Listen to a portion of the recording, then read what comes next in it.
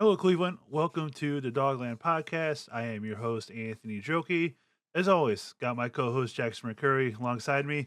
Jack, I know we had a tough loss yesterday, but how are we doing today? I'm doing okay. Yeah, obviously Sunday was not a good day. Then I get to work this morning, and there's more COVID in the building, so it's just another mentally draining day. Uh, but all in all, man, life is good. How about you?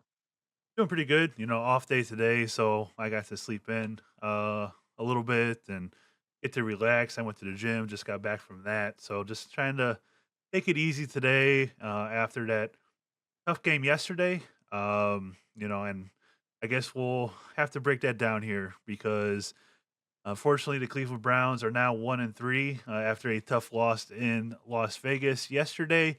They lost the game 20-16. Had a chance there at the end to take go ahead with the game winning touchdown, but ultimately fell short on fourth down there. But Jack, um, you and I talked about in our pregame show about them getting off to a quick start offensively. And the first drive that they had, which was maybe the best drive that they had of the entire game, went for 15 plays, 70 yards, took almost 9.5 minutes off the clock. And it was exactly like we had mentioned, getting Watson into a rhythm with various receivers. They were able to run the ball quite a bit. He actually ran the ball with his legs quite a bit, which was a hot topic last week as well. For all intents and purposes, that drive is what we want to see. But for some reason, they weren't able to duplicate anything after that. Yeah, I mean, people can say a lot of things about Kevin Stefanski, and I'm sure we'll get to some of the things that went wrong later in the game. But scripted starts to the game is probably his calling card. Like, no matter who's been the quarterback during his time as Cleveland Browns head coach, as long as something doesn't go wrong with like a big penalty or even a costly turnover, his opening offensive script is usually solid. You go back to the Jacksonville game, it was similar to this, a long drive, took a lot of time off the clock. It was kind of a slow grind down the field and ends up in a touchdown. And this is what it happened here. It was a lot of, short passes, some runs that, you talk about the running efficiency, it wasn't that great, but it was just a slow grind down the field. Watson using his arm, using his legs, getting Ford and Deontay Foreman out there in the game, and ends up with a 1 yard touchdown pass to Blake Whiteheart, who is obviously one of the new names of the Browns. And I can only imagine what the odds were for him being the first touchdown yesterday. But to go and do that, we talked about it, getting off to a hot start. They did just that, took 10 minutes off the clock, and you're thinking, we get our hopes up thinking, is this going to be something that's going to get the Browns going in the right direction? They backed it up with another scoring drive on their second possession as well, but unfortunately, after that, Anthony, things definitely took a turn for the worse. Let me ask about this scripted drive thing because it seems like we had success in that that first drive of the game yesterday. The second half, they were moving the ball well before the interception that went off of Amari Cooper's hands. What is it that these scripted drives work so well, but then once we get out of that, things aren't the same? Is it just that these scripted plays are so good that they're able to, move the ball well and, eventually score? Is it that once teams kind of figure out what the Browns game plan is after that first drive, we're not able to adjust from it? Why are these scripted drives working so well? And then once we get out of that framework of that, they're not any good or not as good. Yeah, I mean, it's a good question. I think, credit goes to Patrick Graham, the Raiders defensive coordinator, Antonio Pierce, too, because I'm sure he has a hand in the defense, being a former player on that side of the ball as well. But I think they make a good adjustments. Stefanski and Dorsey clearly don't adjust to things that maybe Vegas is switching up and doing and how to counteract it. But I mean, you look Vegas after we go up 10-0, they had a nice 5.5 minute drive. They score to make it 10-7. we come out, have a 27-yard kickoff return, which is pretty good, even though it was Deontay Foreman, which is definitely questionable having your power back be your kick returner. But then, Watson has an incomplete pass to Judy. I think that was a drop, actually. I think that it went off of Judy's hands, if I remember. Then, it's a dump off to Jerome Ford as a loss. And then it was a 3rd and 12 play, and Watson checks down to Ford and is only a 4-yard play. So I think it's a credit to the Raiders defense adjusting, which obviously they were missing their MVP and Max Crosby, but they adjusted the things that the Browns were running offensively, were able to, scheme things up to, cause some chaos for Deshaun and the receivers. But eh, I wish there was a solid answer. I think that's something that maybe like Jake Burns could probably explain more, because if you look at my Twitter, me trying to explain game plans and stuff didn't go quite well for me on Twitter after the game last night. But it's so weird because there is times where the offense will just stall after an opening script drive like yesterday, and it's happened quite a few times. I wish there was a cure for it. Just better execution by the offense could probably dispel some of that notion, but it's really tough to say.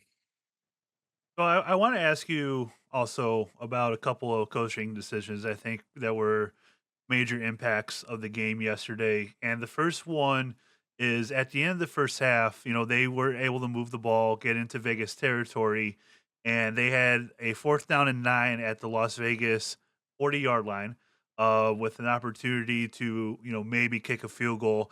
There was a minute 28 left in that situation. Would you have kicked the field goal there instead of punting it like they did? If they missed the field goal, um, Vegas gets the ball back at midfield because that's where the ball would be down for the field goal.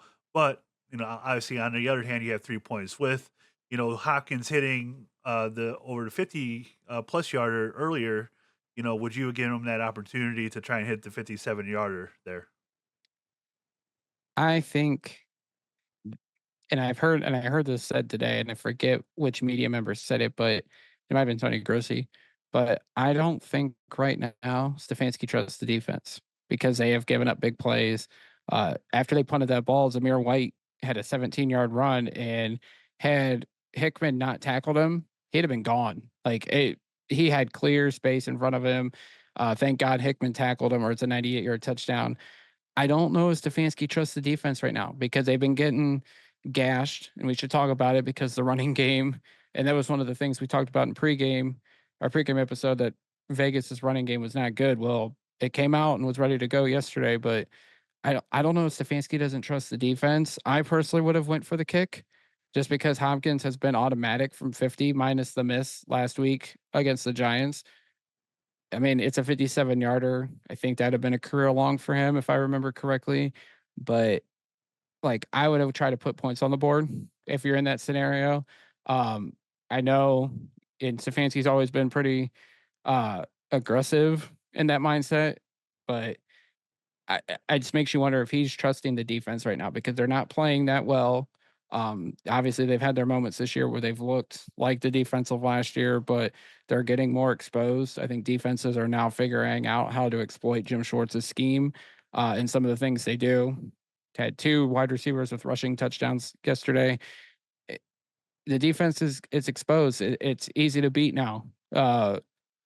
And I don't know if Stefanski fully trusts it right now. We've seen it at times, Anthony. We've had a kicker that can make kicks, and Stefanski will be aggressive and go for it when there's a potential to put 3 points on the board, and he's not trusting the kicker. It makes you wonder right now if he's not trusting the defense.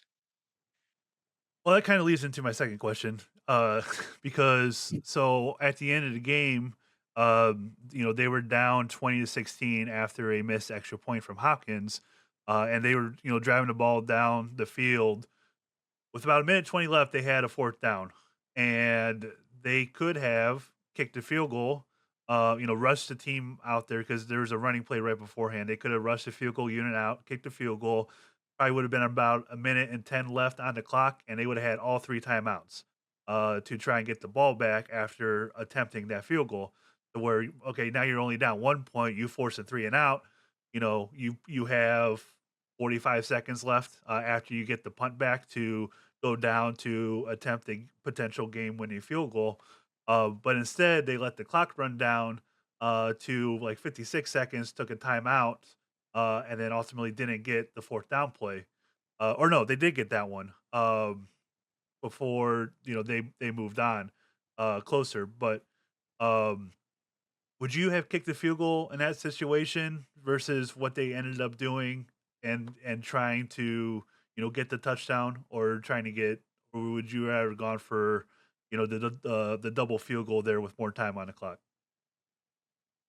I would have went for the win. I don't fault them for going for the win because you're down 4, you have to put a touchdown on the board, and the whole onside kick rules are still complicated. I don't understand, like, the the rules with all that, but when you're down there at the 9-yard line, I completely disagree with them, burning 38 seconds off the clock, then calling a timeout. I think that was poor clock management on Stefanski's part. I don't know if he was trying to get him to jump, but it's just silly when you're still Well, gonna have to score a touchdown at Well, that point in the I game. I can understand it because if you score a touchdown there with over a minute left, you have the Raiders that can go down and get the game tying field goal because you would have only been up by 3, pending the extra point there, with still, I believe, 1 timeout left. So I can understand trying to drain as much of the clock as possible because they also still could have got a first down instead of, going for a touchdown as well, and they could have even drained more time off the clock.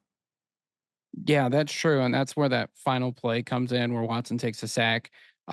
They could have gotten the first down and still had a chance to go for the win, but you go for the win in that point. It's that late in the game. It's such a crucial point.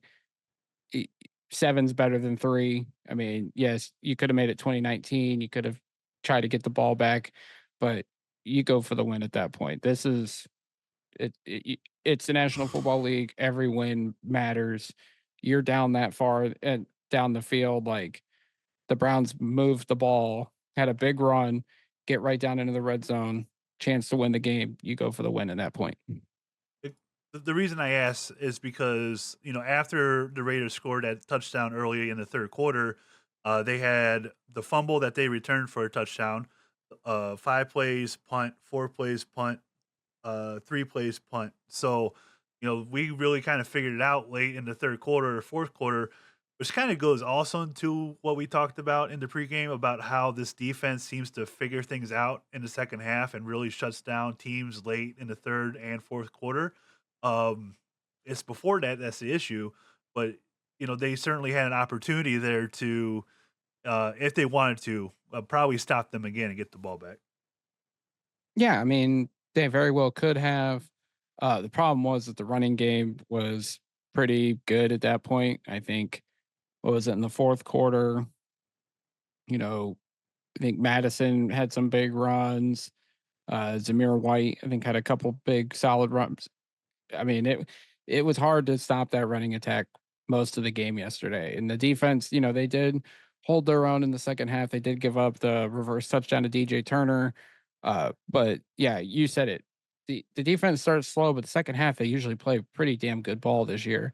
But at that point in the game, you try to score a touchdown. Like, you get down to the 9-yard line, we could say what we want about that final play call and what we could see on uh the the the camera angle, the one that I have been getting blasted on Twitter for like the last 24 hours. Like, But everybody has a opinion and a hot take on that one, that's for sure, since the game has yeah, ended. and we could touch on it, but like at that point in the game, you're down 4. You can't kick a field goal to tie the game. You have to go for the touchdown. The play call was very interesting, or the reads and the progressions, because we had this debate in the group chat as well, but you got to go for the touchdown. Yeah, so let's talk about that play call. From my view, they had Cooper aligned to the left, they had Akins aligned to the left, they had Judy in the slot to the right, and then Ford, was in the backfield, and there's another receiver, I think it was Moore, that was lined far to the right. Um, they had Cooper kind of like on a in and out, Akins on a corner post to the back pylon, and then they had Judy. on a route that brought him back over the middle is kind of, you know, I don't it's not a drag, but I don't know what specific it's like a 10-yard in, I guess you could say that it was. Um, and the Watson started by looking at Akins, and I if it's David Njoku, I bet you he probably throws that ball, to Akins, to try and get the touchdown there. I'm not sure if he trusts Akins enough to maybe come down with that. It looks like for me for a second, he split open, and I believe that's where the play was designed for him to look first, and by the time he's done looking there and he starts to look back to the right, he has pressure in his face, and if there wasn't that pressure there, he would have found a wide open Jerry Judy for a touchdown because that middle of the field was clear. So, we could debate about, who where the first read was, why he's looking there, why he's not looking there. But Judy was wide open in the middle of the field, and if he didn't have Christian Wilkinson in his face, he probably hits that touchdown and the game's over and we win. Yeah, and, like, I've been getting blasted on Twitter. I'm gonna say this right now, I didn't play football. I still don't know, like, the whole X's and O's and everything, and that's why I try to leave this stuff to the Jake Burns, the Corey Kinnons, those guys that break down film, they know the game a lot better than I do, but just watching that camera shot, I it looks like Watson is completely looking at Jordan Akins the entire time. I think Oh, and Jake Burns is kinda there's no debate there. That's exactly what he's looking at the whole time. I've Jake Burns broke it down. I think Amari Cooper was supposed to be the guy. I think it was supposed to be try to get the first down, extend the drive, get a little closer to the end zone, maybe do something like the end of the Colts game last year where you punch it in with Foreman to win the game. But Cooper gets covered, and then Watson is looking at Akins, and that drags the safety over, and that's when Judy opens up, and that's what I kind of looking at and saying, Judy's open. But I do understand at the same time, the pocket collapsed very quickly. You mentioned Christian Wilkins bull rushes the interior of that offensive line, makes that pocket unformidable. I know Watson's not going to have time to look over and see Judy, but I don't understand. And I know you said it's kind of a left to right progression type thing. So yes, Judy Cooper is probably option number one. Akins is number two, and then you're probably looking at Judy as like the emergency option. Watson doesn't have enough time. I'm not blaming Watson as to why we lost. I just think, and I'm probably should be blaming Stefanski and or Dorsey for this. Akins being the number 2 read on that type of play is just unacceptable to me as a Browns fan. Akins obviously has a history of Deshaun back to Houston, really wasn't utilized year 1. He has to be used it right now because Njoku's injured, and maybe if Njoku is the number 2 option on that play instead of Akins, Watson throws that football in the corner of the end zone. But it's just crazy to me that that kind of play concept with the game on the line and Jordan Akins is your number 2 read when Amari Cooper's covered, it's just unexcusable to me. I'm not blaming Deshaun. I'll put the blame on the play caller and the guy that's telling them who to go to in those situations, and it's Kevin Stefanski. And I like Kevin Stefanski. I think he's a good coach. I think he's a good play caller. But if that's the play call to try to win the game and Akins is your number 2 read, it's just inexcusable.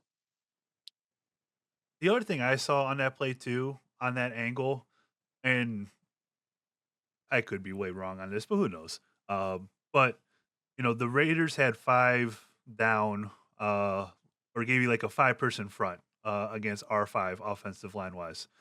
If there And was, you can count Ford because Ford is there as kind of a blocker, and he really doesn't do anything to help Watson in that scenario. So well, you have he, 6 against their 5. well he went off on a route if I remember right, to the right on that play.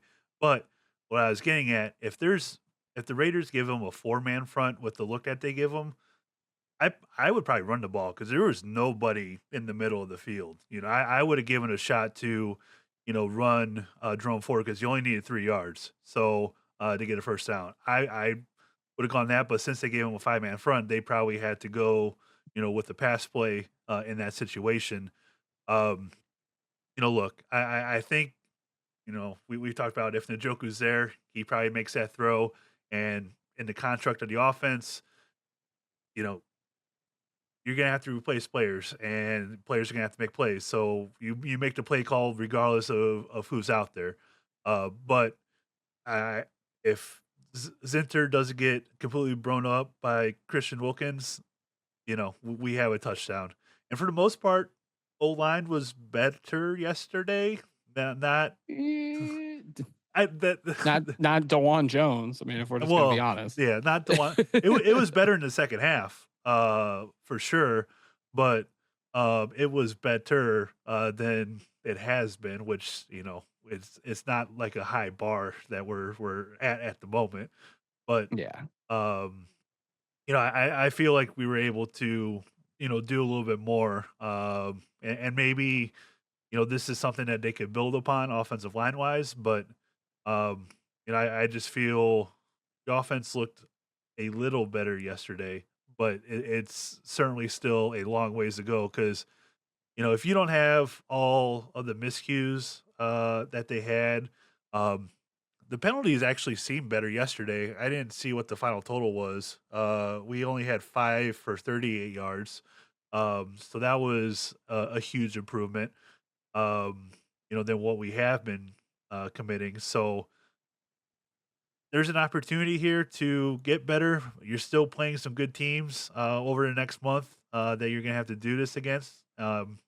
We are going to get a little bit healthier, and we'll talk about that. But it seems like we're able to um, see some signs, I guess, of improvement. The defense, however, Go uh, can we touch on the offense? Can I touch on the offense real quick? yeah, yeah, good. Yeah, I did think they looked better in spurts yesterday. I still think the running game is a big problem, which we will get to. Like you said, Jerome Ford has the big 35-yard run at the end of the game to put us in a position to win. But you even take that away, he has 10 carries for or 9 carries for 23 yards. Like Deshaun used his legs yesterday, had some good runs, helped extend drives, get first downs and all that. Still don't understand why we're still not using Deontay Foreman. Like if when guys can come back here in the next couple of weeks, does this mean it's the end for him? Or are they going to cut Pierre Strong, still keep Foreman around? Uh, I thought Watson played good for the most part. Obviously, there was the interception that's definitely not on him. We can talk about Amari Cooper for probably like 15 to 20 minutes on this podcast if we really wanted to. But, I thought Jerry Judy had another good game yesterday. Amari, he has the big touchdown, which a holding call like that so ticky tacky. I mean, you've got some people saying it wasn't a holding call, some people saying it isn't. Uh, I thought the offensive line played better yesterday. Watson only gets sacked 3 times. He got hit. I think it was Pro Football Focus said he only got hit 4 times. Was pressured 16 times. So that's still something that needs to be cleaned up. You mentioned the penalties were down yesterday. But the offense, your people are going to look at it. We're still one of the worst offenses in the league. We still haven't scored 20 points yet this year, and we have the most expensive offense in the league. Like things need to improve drastically. I don't think they're as committed to the run as they've been in the past. I think that's a Dorsey thing. We know that history based on his time in Buffalo. But like the offense is slowly getting better. We need more consistency out of Amari Cooper. Obviously, his name's been brought up a lot in the last 24 hours because of that drop that led to the interception. Was definitely one of the turning points of the game. But Watson had another good game. Now he needs to stack it with another good game because it's been bad game, good game, bad game, good game. So far through 4 weeks, but like the offense is starting to get there. Guys are going to get healthy and come back, and then we can see what this offense truly is. And I know we're down. I know a lot of people feel the season's over right now, 1-3. But if you're really looking at it from high above, there's still 13 games to go. We're still banged up. Guys need to come back and hopefully contribute, and then we can get a full, clear picture of what this offense truly is. I would have really have loved to have this one yesterday because it's an AFC matchup, and that goes a long way Yes. into determining tiebreakers later on in the season. So it's really tough that they did lose this one. Um, I want to touch on the defense because we talked about how the Raiders were not able to run the football for the first 3 games. They were the worst in the NFL with 136 total yards. And yesterday, they ran 29 times for 152 yards. Now, I am sure the looks that they were getting told them that they needed to run the ball. Jim Schwartz probably was going to dare Gardner Minshew into beating him with his arm, and they took a lot of the passing plays and forced the Raiders to run. But this front four, they needed to be better. And I know Miles is hurt and he wasn't out there, a whole lot. He's coming in certain situations to be a pass rusher, but I don't understand the why this run defense has been so poor, and especially yesterday. Do you want to guess how many missed tackles they had yesterday? How much time do we have on this podcast? Because it was a lot. Do you want to just guess the number real quick? If they ran 29 times, I'll say it was probably like 40. 12. Okay. They only had 12 missed tackles, but it's inexcusable. And I know a lot of people are saying like, "Oh, the Browns got older on the defensive front." They literally brought back the same people. The only new name to the defensive front was Quentin Jefferson. They brought back Shelby Harris. They brought back Mo Hurst, who's currently injured. Obviously Miles is still there. Dalvin Tomlinson was still there, but it's the same parts and pieces that from last season's defense. Yes, it got older, but it's just I can't explain. And Jordan Hicks, who obviously was injured and left the game again, he's a new piece. He is older than, or no, I think he's actually younger than Anthony Walker Jr. And he was better, but he really hasn't been able to show his true talents yet. But this defense, I can't explain what is going on with them this year. Like Martin Emerson's taking a step back, and obviously he got his bell rung yesterday. Was in concussion protocol at the end of the game, and he got cleared today, so that's a good thing. But like I I don't know what's happened to this defense. Obviously, we know that they've been easier to figure out, I think, and they're getting a lot more exposed by opposing offenses. But the way they start games, Anthony, anymore is just a real concern because last year they were the best defense in the league, and then towards the end of the season with the Rams and like the Texans, they got majorly exposed, and now teams have figured out how to stop Jim Schwartz's defense, and it's the first half of every game, we get ourselves dug into a hole. And granted, the offense hasn't helped them out much either, but you're not playing complementary football, and it gets the Browns into a hole that they can't just overcome. And I wish there was an answer to clean things up. And the pass rush, the guys outside of Miles Garrett really need to step up because he had half of the team's pressures again yesterday. And like Zadarius Smith has gone absent. Like Alex Wright has shown flashes, but he's not a consistent player yet. You're getting no pass rush really from the interior. Like there's no answers to try to fix this. And it's going to take all those guys in the room. And if Jim Schwartz has to start lighting a fire under those guys' asses in the locker room and in the meeting rooms, and so be it, because these guys need to wake up because they're 1-3, and it ain't getting any easier starting this week against Washington. No, not with how Jaden Daniels has looked. I mean, he's borderline MVP conversation already. Just with how the first 4 games have gone in the season for him. So, they got a pretty good team over there in Washington. They obviously have some talent offensively. Um, their defense has been keeping them in games as well. So it's definitely not going to be as easy as we thought it was going to be heading into the season. And with the Browns sitting at 1-3, they can't afford to go on a skid here in back-to-back weeks. And then obviously after next week, you got Philly. So it's not gonna be an easy task for sure to get back on track. And it's not like they were playing superstar talent yesterday. Like Brock Bowers, rookie tight end, they had 2 catches for 19 yards. We talked about Trey Tucker in the pregame, how he could be a threat. He had 5 catches for 41 yards. He had the reverse for a touchdown. DJ Turner, who I said never even heard of before the game yesterday, he had a reverse for a touchdown.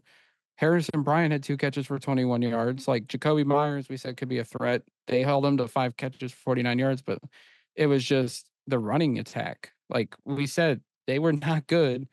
And Alexander Madison comes in, 5 carries for 60 yards. Zamir White, he had a big run, but other than that, he was not that effective. 17 for 51, had a fumble, which obviously led to the Rodney McLeod touchdown. It was just like just bad execution. And it's the same things that keep biting the Browns defense. The jet sweeps, and they have great athletes on that side of the ball, and they can't contain the edge, and it allows them to get blown up on these big plays like the reverses.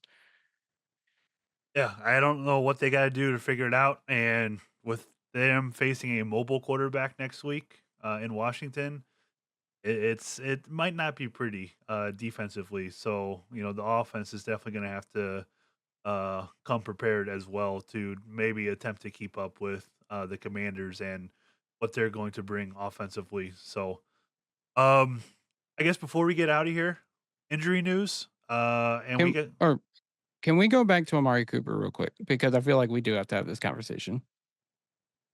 Do um you think yeah, do go ahead. you think the whole, like, trade talks during training camp for Brandon Ayuk, like, did that just make him wanna check out? Or is it that? Is it the lack of consistency with, like, the passing game and Deshaun? Has that, like, is it a combination of things? Like, is it the lack of a extension? Like, what do you think has been, like, good with this with Cooper? Because he's outside of the game against New York last week where he had the touchdown and he had the other big catch. This is not the Amari Cooper we've been accustomed to. Even going back to when he came out of Alabama back in 2015, like, and he's speaking out against to the media last week, and it's just this isn't the same Cooper, and it's obviously Schefter mentioned him as a potential trade target for the Chiefs now. Like, what is going on with him? It's probably a combination of a lot of things. I think that certainly the trade talks did not help that situation. Obviously, with him being in a contract year, I'm sure he has a lot of pressure on himself to perform well so he can, go cash in this offseason. So I would imagine there's all of these things on his plate right now. And it's just maybe it's just too much at the moment, and I would imagine, the trade thing was a big part of that, and I would imagine putting pressure on himself to play well is the other big chunk of that too, so, uh, because that drop that he had yesterday, that's just not Amari Cooper, that is not who he has been, that led to the interception there. That is completely not him. The Amari Cooper that we saw against the Giants, sure, that's Amari Cooper.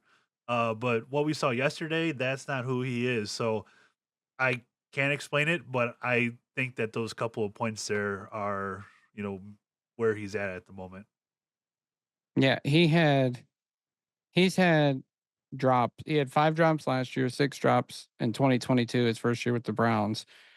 He hasn't had a double digit drop season since 2017 when he had 10. His rookie season, he had 18 drops, which I don't even remember that because I just remember him being a solid receiving threat from, like, right out the gate since he came out of the league. But, like, I don't know what's going to happen with him if the Browns don't get it together and they keep losing. I can buy, like, him being traded by the deadline. Jack said it won't. Jack Duffin, I talked to him. He said it won't save us any money in terms of the salary cap because they already have restructured the deal. But his low base salary will be attractive to some contenders, Kansas City included, because they just lost Rasheed Rice for the year and they're already without Hollywood Brown. Like, I could see a trade happening. I'm sure the Browns don't want to let him go, but if they're 1-6, 2-6, 2-7 at the trade deadline, I think Amari Cooper could be on his way out. Like, they weren't afraid to move him potentially for Brandon Ayuk, and obviously, if he's leaving at the end of the year, it'd probably be best suited for the Browns and him to part ways if things don't get going here starting this week against Washington. Yeah, they got to figure something out, and it's not just him; it's obviously Mm, everybody. So oh, without a doubt. it needs to get figured out quick because you're sitting at 1-4, 1-5.